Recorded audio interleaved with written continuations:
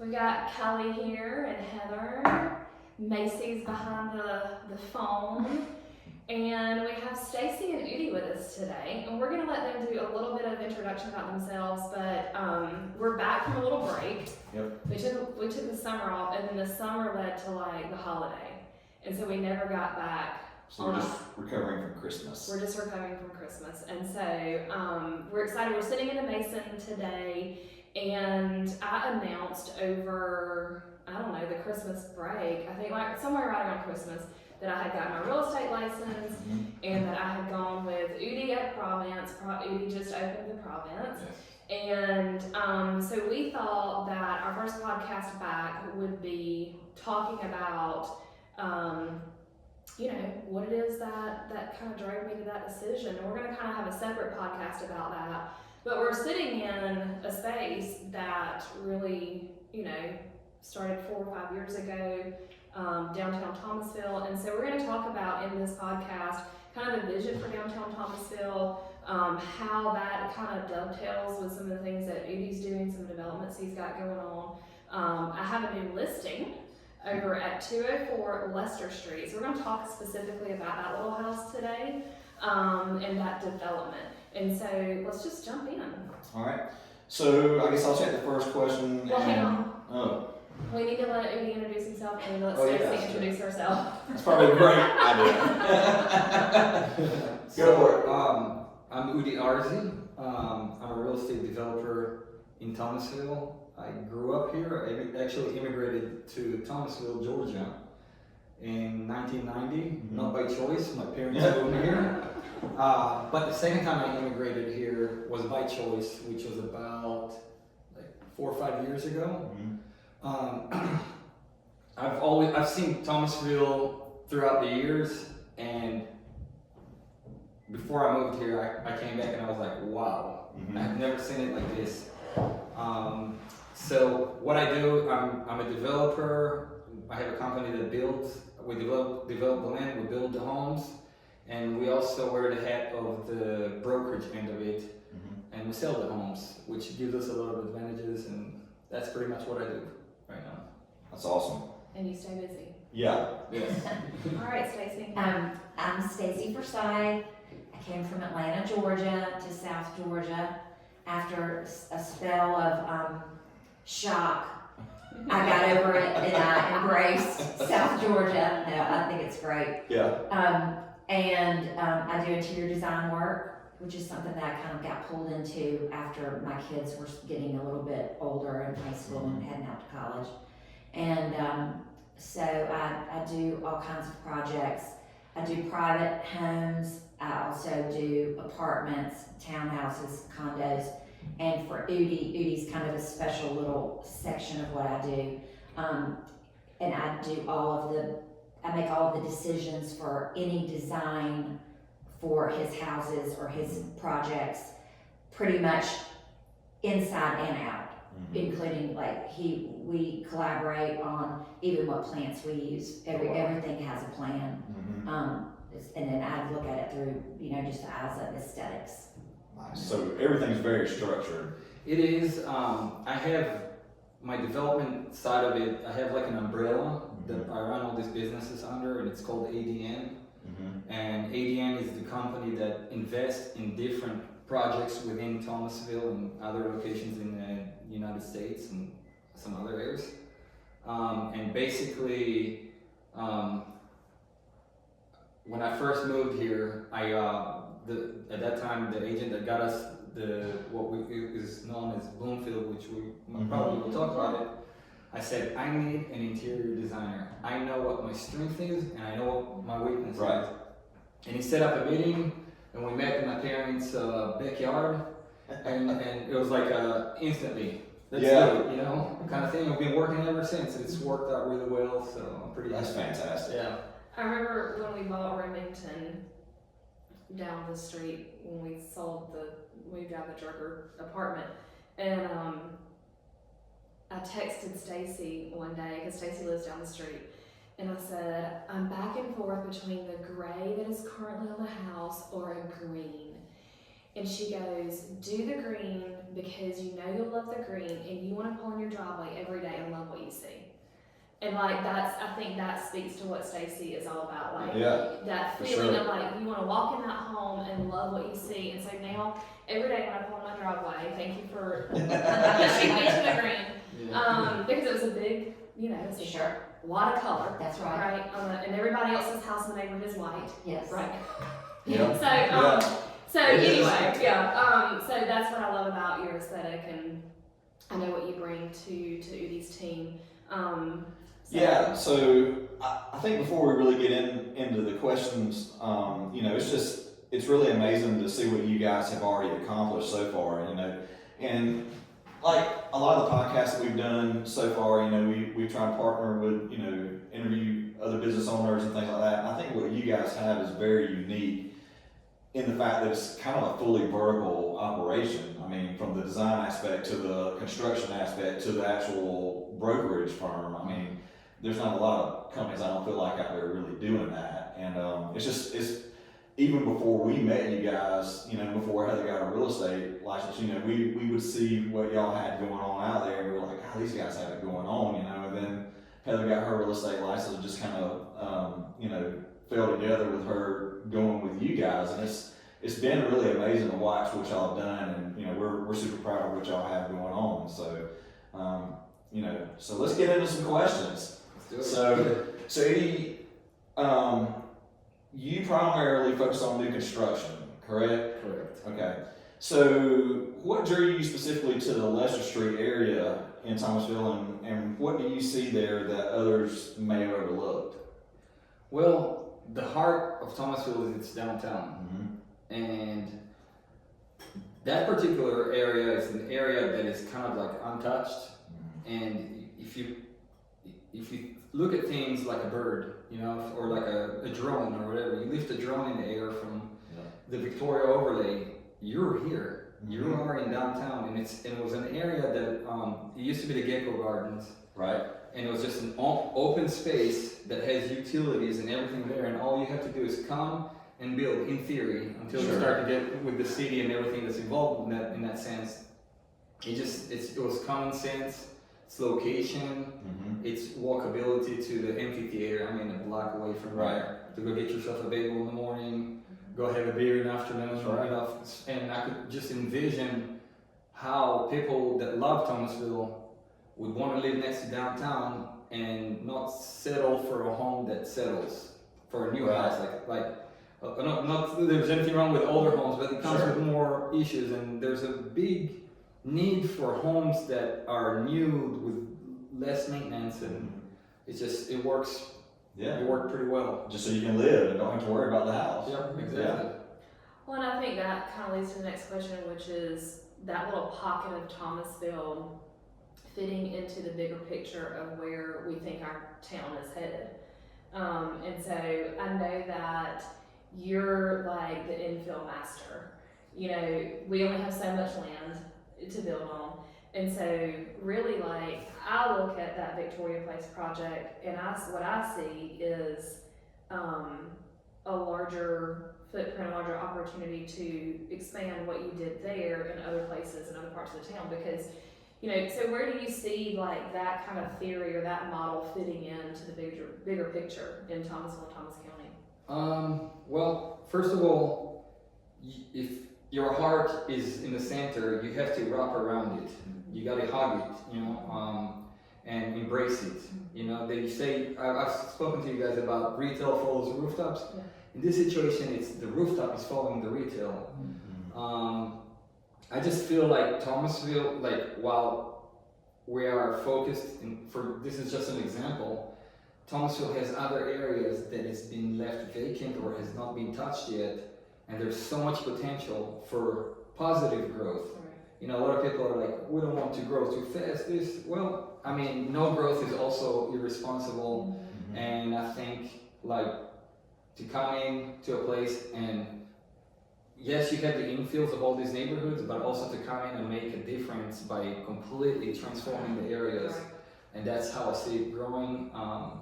there's a lot of demand for Thomasville, kind of like when you go to Rosemary Beach or this other place. People, you go there for the weekend, you're like, wow, I really love that place. Yeah. And I think that's what Thomasville has. Yeah. I think, for example, the shops and Southlife and all the other shops around here, it all works together. Mhm. But right now, my end of the equation here is to fulfill quality homes in needed areas in Thomasville that are like an empty vacuum, I guess, Mm-hmm. and just fill it in and transform it, change the whole Yeah, atmosphere. that's fantastic. And that's definitely what's happened. Yeah. I love it. It's amazing.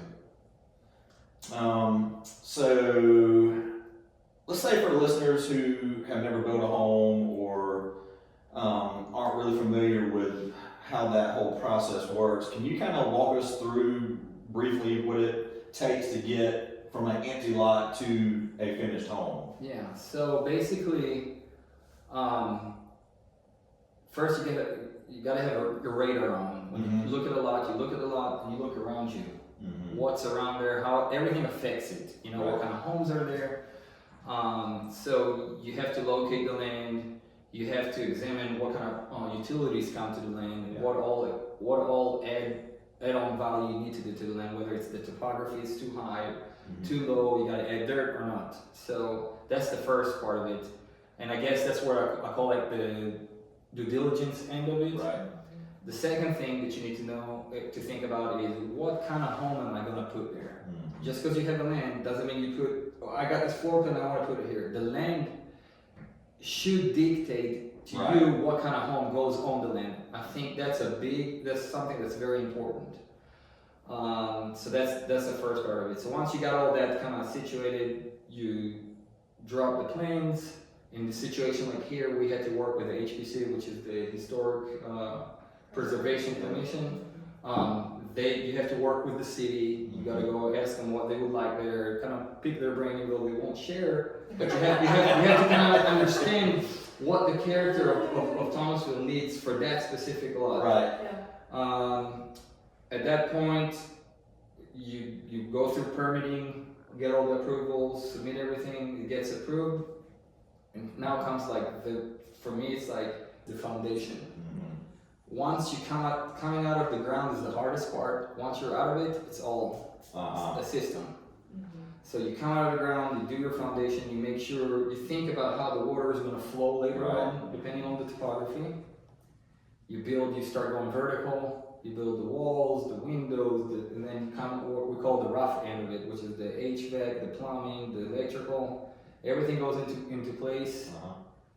And then you turn into more of the finish area, which is the drywall. What kind of level of finishes do you do on the drywall Right. too? What kind of trim? That's where Stacey kind of jumps in and tells Yeah. us, do this, do that, don't do this, don't do that, use these colors. All the stuff that comes along with that. And then you just kind of finish it out and do like the appropriate landscaping. Mm-hmm. It's just amazing how much planning has to go into it before you ever break ground. I mean, it's unbelievable. It is, and on top of it is you also have to work with a lot of contractors and Right. play That's right. the concert, you know? Like, Yeah. Yeah, you're the conductor. Yeah. So what are some of the biggest decisions that you feel like you guys make early on that ultimately affect that home later down the road? Because you're building new construction, and I think that's one of the selling points, and you touched on it a little bit, is like, give me, like, I'm the type of person that I want the home that was built in 1900. Like, that's just me. Yeah. I like the creaky floors. I want the door that doesn't shut right. I want that. And all your homes have that. Yes. I don't think I've ever lived anything. Mm-hmm. But that's not for everybody. So when you're building a new house, like, I think that expectation for that client is there of like, in 5 years I'm not going to have issues. So like, what are those things early on from design elements, or even like the decisions that you're making so that you can have a happy customer, that expectation level is set, that quality is set, 4 or 5 years down the road? I think I would have to say when you look at it, starts from like what kind of home goes there is a big deal, and then the details. You know, I really always say your goal you have to be stubborn about, but the details you have to be flexible about, and you really do. But at the end of the day, you got to achieve your goal. So my decision on what kind of home goes there is I try to envision what kind of clients will go in this home in this neighborhood, and I try to do the best I can. And she helps out big time with that. You know, I think that's a part of it. You know, you guys might not know this, but I started my business doing flips. I have a business partner. His name is Nir. He's always far, but he's in the background. We started doing flips in Miami. I met him there, and I liked it because you know it's at the end of the day it's a business. You do a flip and you make your money and you move on. Yeah. But I learned that the older homes you always have to settle for a situation, and you start sometimes you have to rip off. And you're like, wow, this is how they built it. Yeah. What I like about this is that I know what's behind the walls, and I know how things are done, and I know there's no corners to be cut here, and I think that's for quality wise, that's why the people that come to us, they don't want a squeaky door. Right. People that come for new construction, they're like, yeah. The one thing like, I know you can't hear what I just did, but they point to you and they talk to you about the little details, and sometimes they make an elephant out of a mouse, kind of clients, and I'm okay with that. You know, you can't take it personal, and that's what you're catering for. That's pretty much. Right. Well, I think it's good too. And the architect that we work with, I mean, he's right on the money. A lot of the times we give him an idea of what we're looking for, and then we get the plans back, and they're great. And then also about 50% of the time, I think we maybe tweak it just a little bit. But in general, he knows what our style is. We've met with him a lot, and he knows that I really like a really simply lined home, no matter how small the cottage or the bigger homes, because I feel like those are more the timeless pieces that are not, I call them high-end spec homes, and I really believe that's what they are. But you will not find, there are some trends we lean a little bit towards just because that's what people want. Right. But I would never, even if money were no object in the homes that we're building, I still would not deviate from the way we build. Right. The porches and the quality. Yeah. Right. So that's a good segue into my next question. So when you step on a project, Stacey, what's basically one of the first things that you consider? Is it function, is it flow, or just the overall feeling of the home? How would you? I would say that there's a Swedish word called hygge, and I knew about this word 20 years ago before it became a big buzzword, and it's just about contentment, peace, calm in your home. Yeah. And I think our homes are sanctuaries. They should be anyway. That's great. And so I care about the flow, and I very much, prefer in the Jack and Jill bathroom 2 sinks and a toilet that's enclosed. We can't always achieve that. Sure. But so it's all in my mind, but in general, I'm thinking, how can we make this house ultimately make you feel happy when you walk in? So that's kind of encompasses all of that. I mean, correct. That's what it sounds like. Yeah. And from the homes that I've been in so far that I've seen that you guys have done, that's exactly how you feel when you walk in. So like the good job. living spaces, the porches, the 204 Leicester Street. I was standing on the front porch the other day, and first of all, the yard is awesome because I'm not a big yard person. Yeah. I don't want a million things to keep up with because I like to work, but I don't want to work in the yard, and so I don't want this maintenance, and so that's the one thing that over on Leicester Street I think has really been amazing to see is like these yards are awesome. You've got beautiful landscaping, you've got these porches, you know, you can stand on that front porch, everywhere you look is pretty. I always say that like if I can stand on my front porch and everywhere I look is pretty, like I'm happy. I love that, you know, and you can do that over there. And then the porch piece, the patio pieces in the homes are amazing. Like I don't think I've been in one of your houses where there wasn't some element of outdoor living that could happen right then, right when that person moves in. But I'm getting off subject. So, it's really true. It's your feedback. So Stacey, how do you balance that timeless design with that trend? And you were kind of touching on that just a minute ago, so that homes today still feel fresh, but then in 10 years from now, you're not tired of what you're looking at. Right. I mean, that is why I go with a very neutral palette, which, say what you will about that, at the end of the day, most people love it. Yeah. And I mean, they might change the door color I chose, which is fine. Right. Rarely is it right. It's because like every one of these houses are different. Right. And You know? I love to drive by and see them decorate for Christmas and how they, you know, what they put on the front porches and even their doormats. I mean, I notice everything. Yeah.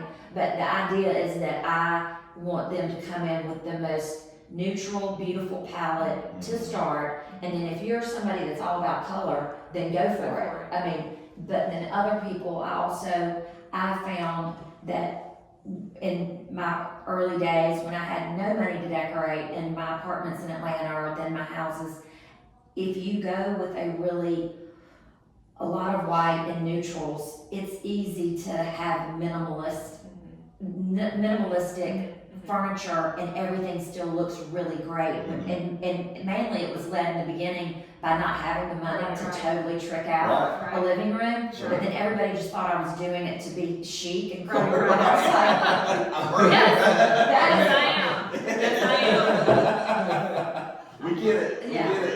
so anyway, for first-time homeowners, you know, I know that can be daunting moving into a house and thinking, I only have money to buy a sofa. Right. But in our houses, I really think that can look good. Yeah, I agree with that. Well, I'm just gonna tell you, like, love, like some of the houses we've gone in, the laundry, like where the laundry is located in that master suite. How the bathrooms are situated, over there at this house on Lester, 204 Lester, like, you walk in the back door, it's so nice that y'all put, like, there's a little small entryway foyer in that back door entry, because that's where the family is gonna enter. So you've got a closet space there, like, you can just tell that, yes, I agree with you, like, spec house, yes, but on the high end. Right.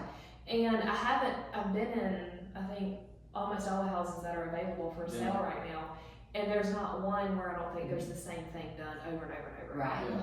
And that's what I love about the light fixtures and the doorknobs and all the things. And we try to the light fixtures. There would be on one side of town, I might have the same living room fixture as I do in Bloomfield or somewhere else, but in general, you will not walk in the houses next door to each other with the same exact. I mean, there might be a hall light that is similar, but the lighting is a real game changer. And Udi has been fantastic about letting me kind of up the ante over the years with that. Because it's a wow factor. It is. It's a wow factor. And you know, you have, I also, you know, wearing all the hats, when we put on our broker hat, we walk with people and we hear what people have to say. Everybody has opinion. Yeah. And you have to make a decision at the end of the day. So it is a spec home at the end of the day. You know, we try to feel how I would want to live here from like you said, the laundry, you have a pocket door to go straight into the master bedroom, and you know, we try to even do it on the smaller homes now, you know. But people are very opinionated. You can listen to them. Yeah. But I've noticed that, like, from time to time when people have like a different opinion, it's never constant, you know. No. It's just that person, Right. for them it's that, so you gotta take it kind of like that. Yeah. You do. But people are happy once they move in. They're like, oh my god, Yeah. my builder, oh, you know, it's like, okay, I'm just. I didn't realize you were that happy. That's awesome though. You know, I mean, and I think that speaks volumes of what y'all are doing. Yeah. You know, you drive around Summersville and you see a lot of new construction going on and things like that. You know, in a nutshell, how would you describe what differentiates your homes from these other new construction that are going on? Well, I think our intent and what we're like, our vision from the beginning already sets it. I've had the lady that just sold the house on the lake. She was telling the insurance person, I live here. She's like, oh, that's a Udi home. You know, So you're building a brand. So it's kind of like we're our styles, the design is becoming like a brand around here. So what differentiates it? I think quality. The fact that I really care about the homes that I do. I want them to be good, and I want them to be excellent. I don't want them to be perfect because just to set the record straight, there's no such thing as a perfect home. I don't care if it's $1 million something dollars. That's right. It can't be perfect. Humans are building it. It's not going to be perfect, but it has to be excellent. You know, and we are hands-on, and later on we have to face That's the right. buyers. That's right. You know, we have to, you know, and our name is important. So caring, the way we care about it, I think does help differentiate it. And also the finishes that we do. I would say that. Yeah, I think there's definitely, you know, a ADN Province product when you see one. Yeah, absolutely. Like you just do, you know. And I think a lot of that too is like the landscaping piece, the lights on the front porch. Like that's something that like I can notice right off the bat is like the lights. You know. And so Stacey, speaking of that, are there materials or layouts or details in these homes that buyers might not immediately notice, but will absolutely appreciate once they're living there? What are some of those secrets? I think that we try to have as much natural light, as many windows as makes sense in a home. I mean, Udi does that anyway, and that would be something that I don't even have to really push for that, because we do think the houses have a lot of great light. Depending on even what their exposure, it doesn't matter. We just have a lot of windows. Ceiling height, back in the beginning, we used to play around a little bit more with some ceiling heights in the living rooms or trade ceiling. Whenever we can, we try to, and I think that sometimes people don't know why they like a house, but it just feels good to them. We don't do a lot of extra trim work because it is new construction. I mean, in a renovation of a house, our house's age, you've got this super thick trim. Of course you pop that, but not to me. I'd rather save the money on the crown molding and put that money into light fixtures. And so I think that the layout, I mean, they are going to see that they appreciate the layout. You know, immediately. Outdoor spaces. I hate outdoor spaces. Yeah, I agree. And like the windows, when you said that, I was like, oh yeah, and I'm thinking back through all the different houses, and they're not just windows, they're windows. I mean, they're great big windows. In Victoria Place, especially in Victoria Place, those are fantastic looking windows. And you have like, it's just pretty, like everywhere you look outside of those homes. It's pretty. Like I was sitting on the back porch the other day and it's pretty. I'm looking out of the master bedroom and I noticed the tray ceiling in the master bedroom. And I'm like, it feels, you know, bigger and lighter. And just imagine if we sat in this room and your ceiling was like half that size. How much of a difference that makes. And that's kind of like what we're in our newest development in that we're going to do is Cassidy Farm. We're doing smaller cottages, homes, and I can't wait to see those. And we decided right off the start, said they're all going to be 10-foot ceilings. And you know, it used to be spec homes were 8 foot, then we went to 9 foot, then sometimes we'll do it with 10 foot. Now we're starting off at 10 feet. And when you sell a smaller home and you give, yes, it costs you more money, but the person feels like there's more space. It lives large. It does, Ceiling yeah. height absolutely makes you feel. So those things that like the thought of windows, that the flow of it. I would also say the cabinets. Like you don't think about it, but then some people put cabinets that don't have the soft Oh shut, yeah. and you're like, what's that noise? Right. That's gone, you know. So, Well, there's Lazy Susans. yeah. There are spice rack pullouts. I mean, you didn't go in these kitchens and just put a standard stock Right.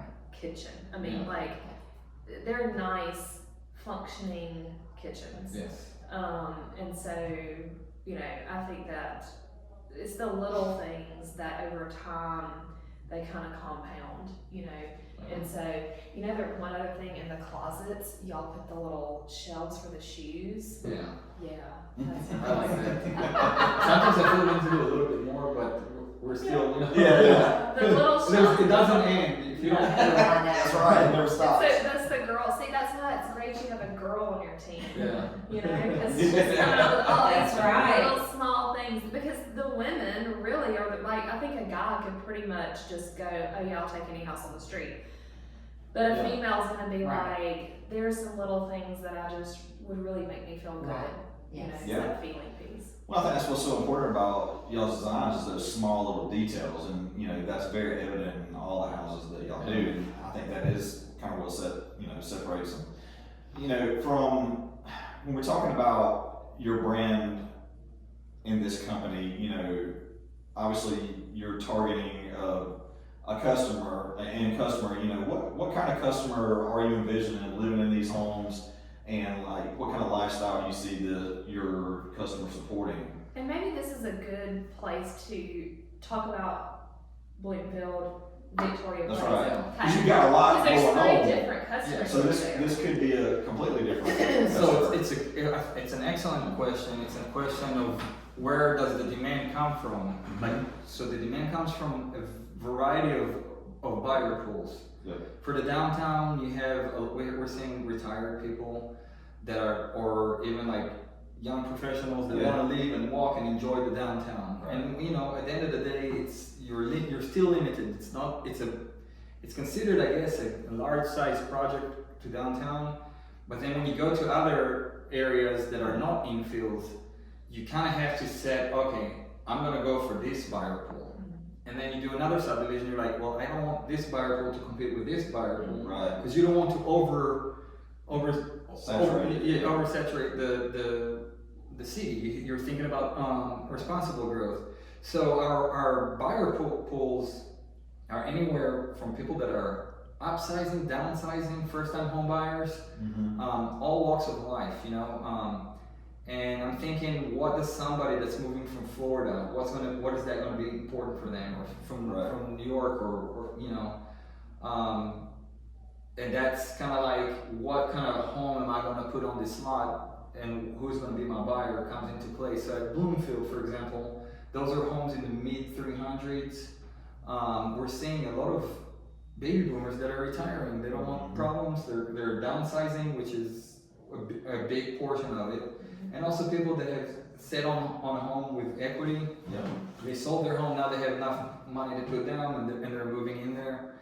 I think the Cass City Farm one, they're going to be homes in the mid 200s. It's going to be a lot for first-time home buyers, like, you know, to get started out.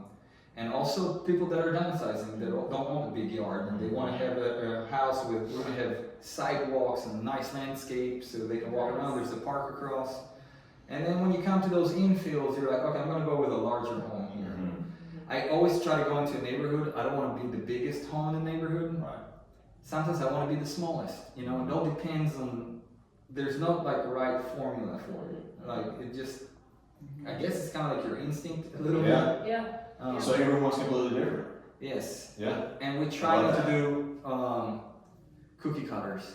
Yeah. That's Right. one thing that's important. It's hard to have over 300 units and not repeat. Sure. But if you are going to do a repeat in town, you have to do it strategically. You can't just do them right next to each other. Right. Just to give Thomasville the character that it deserves. Yeah. Well, that's one thing I think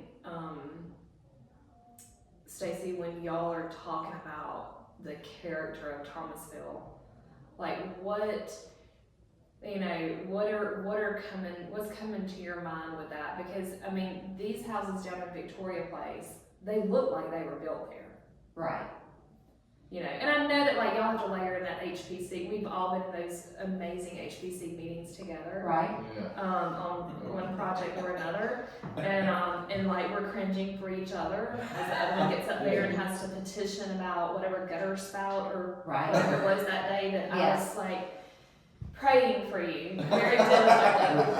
And then I was like, I just feel like I need to get up and walk out for her. So, like, the aesthetic piece of what you're bringing to that, what's going through your mind when you're doing that? Because you know you're in a community that has high expectations. Right. I mean, if you just always think historical, Mm-hmm. which is not that hard for me because that's all I've really lived in, even in Atlanta.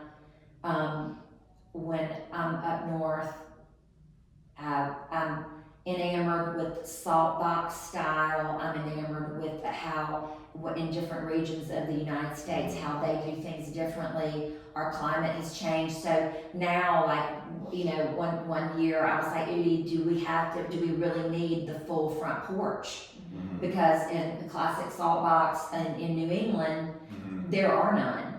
It, you know, and it was more just to have a stoop to keep the snow off of you as you're going in. And we talked through that, and he was, and I think he's right. That's still an expectation. Right.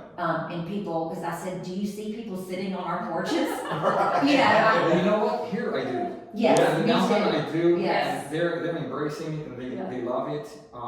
So here, yes, and at Bloomfield I also see. Mm-hmm. I see people walking around. Like Yes. people are going out, It's walking so their pretty dogs. out there. Yeah. It is. The oaks and the ponds. Yeah. And, Right. But I think that as long as you just always think of it just in the historical aspect, that's why in a way HPC, I mean, I don't even get too nervous because I know we have the same goal. Right. Even when I was renovating my house, I was in front of HPC all the time.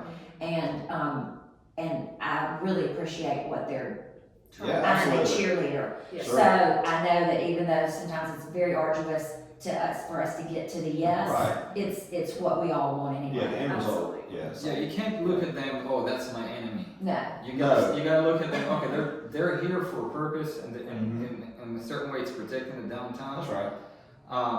Do I think I'll say that here. Do I think they cross boundaries?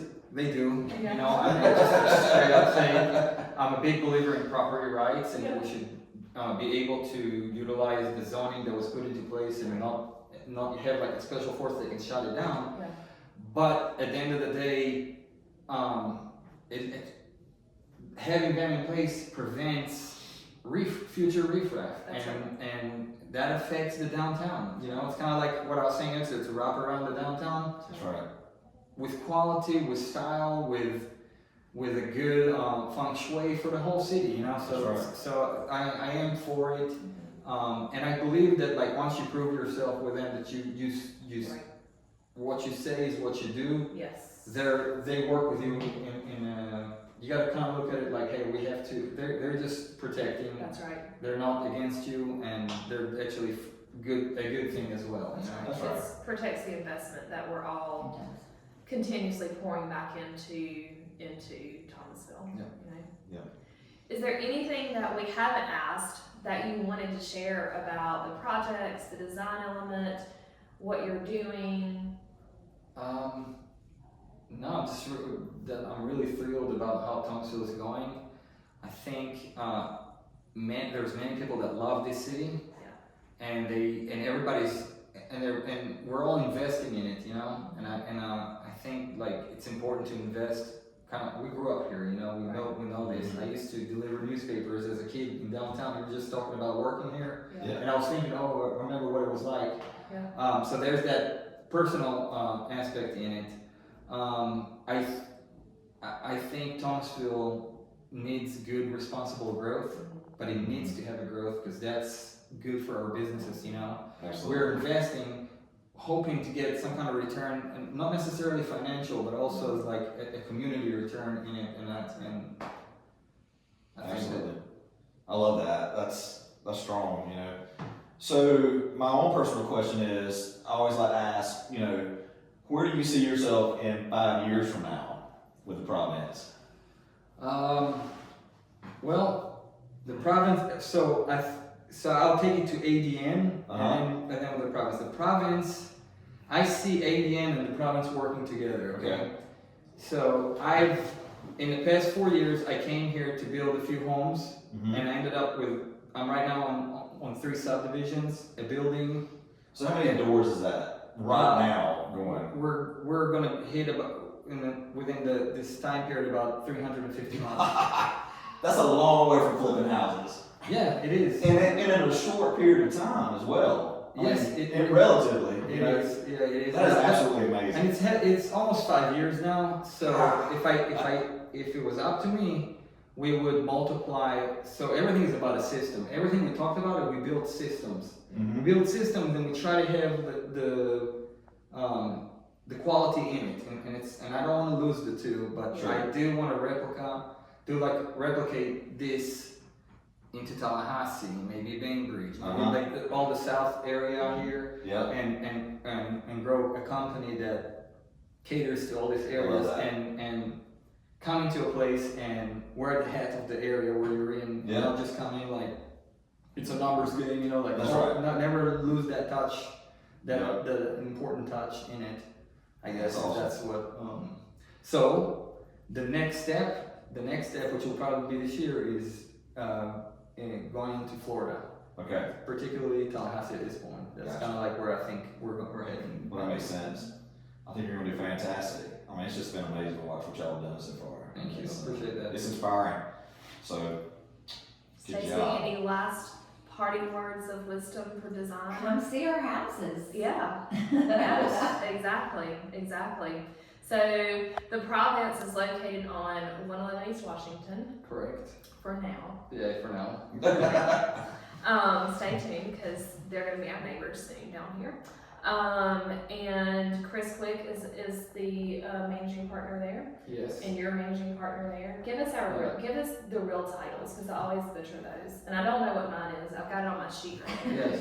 Well, you can read it out loud. I'm the director of strategic market development. Yes. Yes. So basically, I am the principal broker, and Chris is the managing partner. He runs the office. He's going to be doing a lot of training. He's a very personable person, and I think he can take agents and just by example of how he carries himself and how his work ethic and everything that comes along with it, and he can guide, mentor really well people that are trying to, they're kind of lost, or they want to embrace. You know, I like to be around people that push. Yes.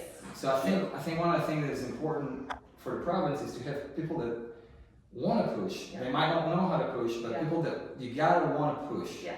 I think that's kind of like one of the culture that I would like to have.